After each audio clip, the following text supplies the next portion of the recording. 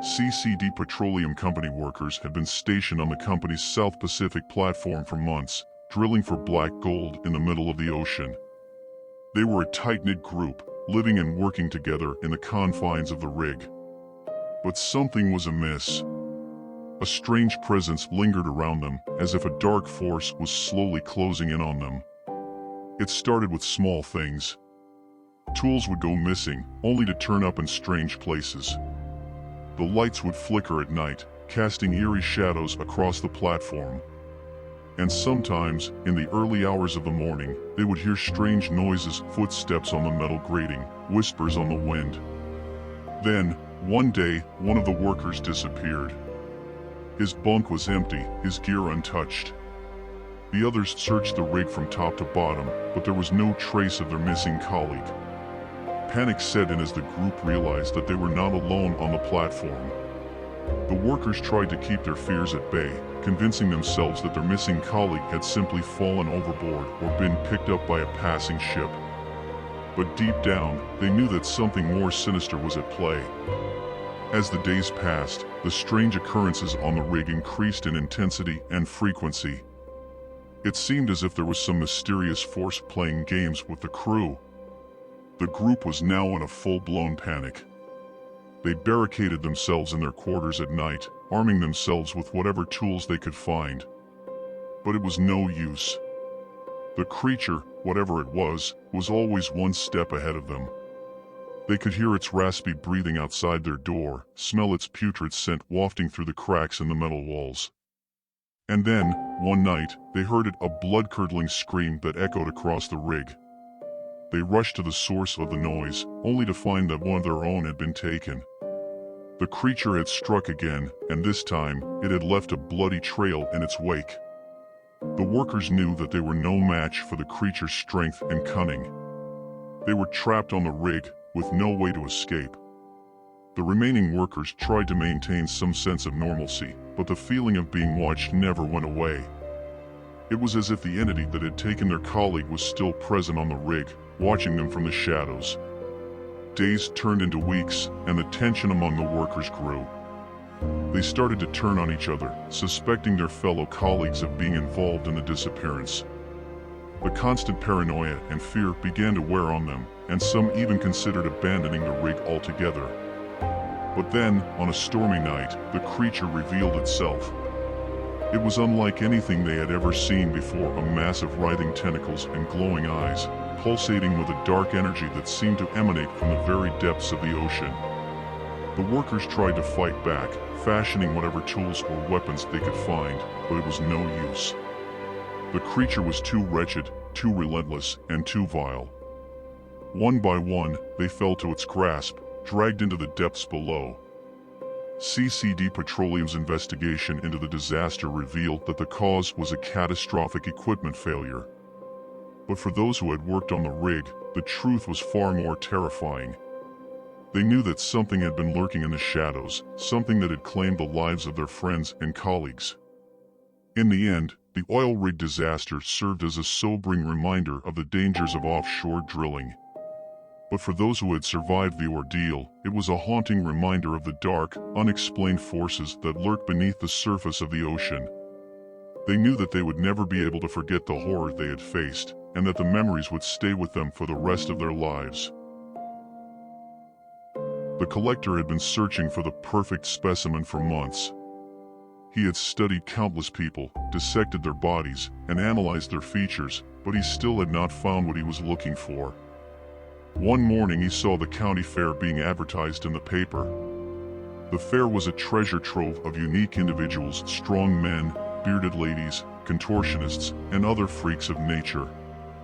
The collector knew that he had to go there to find what he was looking for. As he walked through the crowded fairgrounds, he searched the crowds for the perfect target. He passed by the fortune teller's tent, the food stalls, and the games of chance, but nothing caught his eye. Just as he was about to give up, he spotted her, a young woman with long, flowing hair and eyes like emeralds. She was performing on the main stage, twirling around a pole with grace and ease. The collector was mesmerized by her beauty and grace. He knew that he had to have her, and that she would be the perfect specimen for his collection. The collector watched from the shadows as the young woman left the fairgrounds and walked to her car. He followed her discreetly, waiting for the perfect moment to strike. As she fumbled with her keys, the collector crept up behind her and injected her with a powerful sedative. She slumped to the ground, unconscious. He quickly bundled her into the back of his van and drove away into the night. He knew that he had to act fast, as the sedative would wear off soon, and she would be awake and alert. When he arrived at his laboratory, he strapped the woman to a metal table and began his work. He carefully removed the body part that he needed, taking great care not to damage the rest of her body. The collector worked quickly, knowing that he had to finish before the sedative wore off. As he finished, he looked down at his latest creation, the perfect specimen. When the young woman woke up, she was in a strange room with no memory of how she got there. She tried to move, but her body was restrained. Panic set in as she realized that she had been abducted. The collector walked in, and she screamed in terror. He approached her, but she fought back, struggling against her restraints. The collector was surprised by her strength and determination. He had not expected her to be such a challenge. As he tried to subdue her, she managed to break free from her restraints and bolted for the door. The young woman ran as fast as she could, her heart racing with fear. She had to escape, no matter what it took. The collector pursued her, but she was too fast for him. The young woman ran as far and as fast as she could. Fortunately, she was able to make it home. Immediately, she locked all the doors and windows in a fit of paranoia. As she sat down on the side of her bed, she felt a familiar uneasy feeling. Then, with a swift grab, the collector yanked her ankles, dragging her into the ventilation duct below the bed. The woman was never seen again. Martin was always excited when his parents went out of town for the weekend. He could play video games as much as he wanted without being disturbed. That's exactly what he was doing when he started hearing weird noises coming from downstairs. At first, he thought it was just the wind, but the noises continued. He paused the game and listened carefully. He could hear what sounded like footsteps slowly coming up the stairs. Martin's heart began to race as he realized that he was home alone. Suddenly, the noises stopped. Martin sat frozen in his chair, unsure of what to do next. He debated whether or not he should investigate the source of the noises, but his fear overtook him. He turned off his game and crawled into his bed, hoping it was just his imagination. But then he heard it again, a faint whisper coming from outside his bedroom door. Martin sat upright in his bed, feeling his skin crawl. He knew he wasn't alone in the house, but he didn't know what to do. He decided to call his best friend, hoping that he would come over and stay with him for the night. But when he picked up the phone, he realized that there was no dial tone. Whatever it was had shut down communication between Martin and the outside world. Martin tried to calm himself down, but the fear only seemed to grow inside him. He knew that the strange noises were not just the result of the old house settling.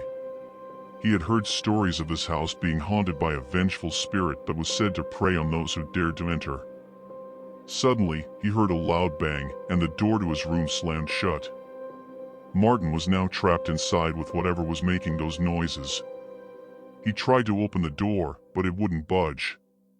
As he stood there, helpless and alone, he heard the sound of footsteps coming closer and closer. His heart was pounding as he realized that the ghost was getting closer. He could feel its malevolent energy permeating the room. Martin thought about calling for help, but he knew that no one would come. He was all alone with the ghost, and he knew that he had to face it head-on. Martin's fear turned to rage as he realized that he was being threatened by a malevolent force. He yelled at the ghost, challenging it to come and face him. But there was no response. The room was silent, and the ghost was nowhere to be seen. Martin knew that the ghost was still there, waiting for him.